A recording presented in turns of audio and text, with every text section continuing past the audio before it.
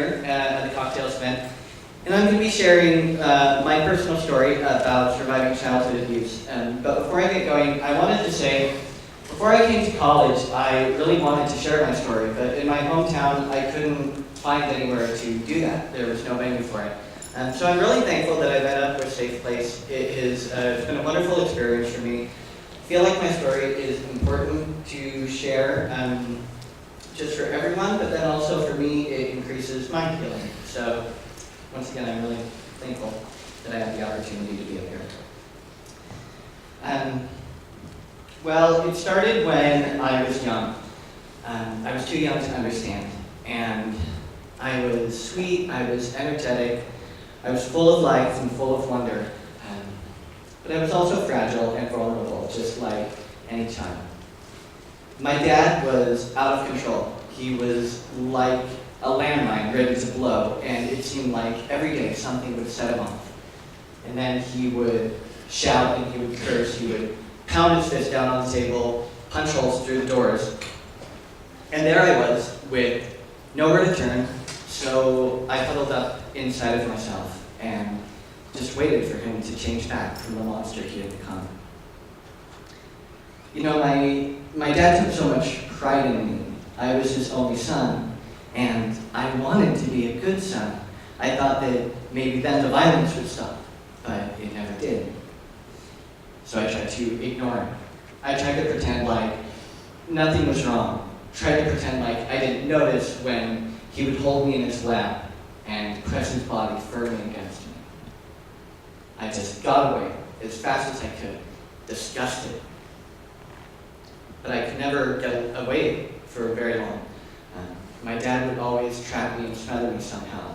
In the car, in the bathtub, out in the yard at home. You know, I don't have a memory of the first time that my dad molested me.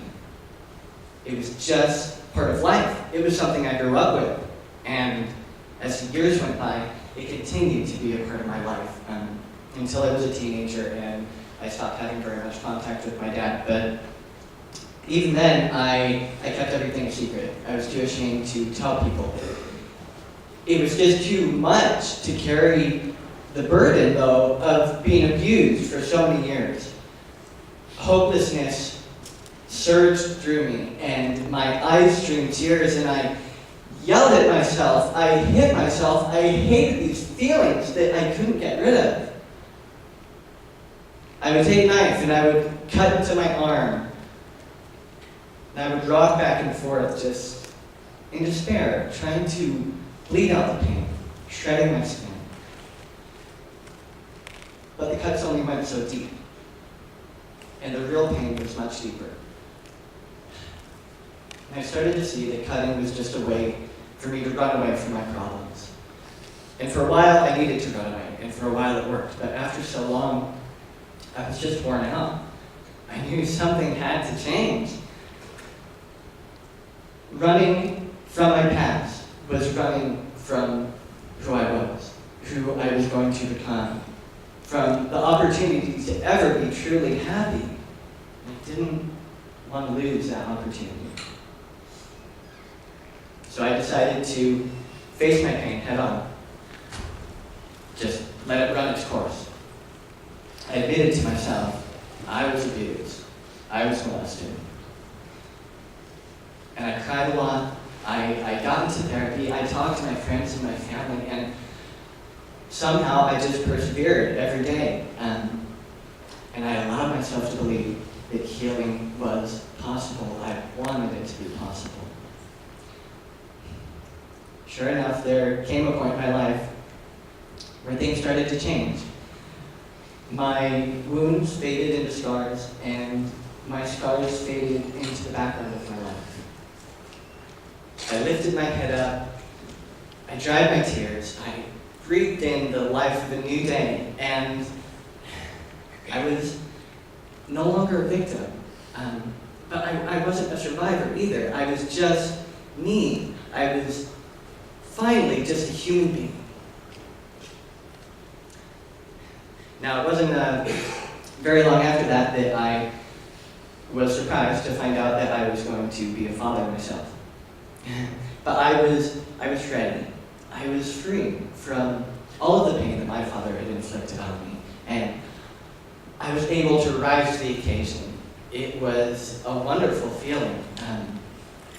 Feeling of peace, but also a feeling of excitement, knowing that the change in my life was complete. I had been crippled, and now I was seeing just how healed I had become.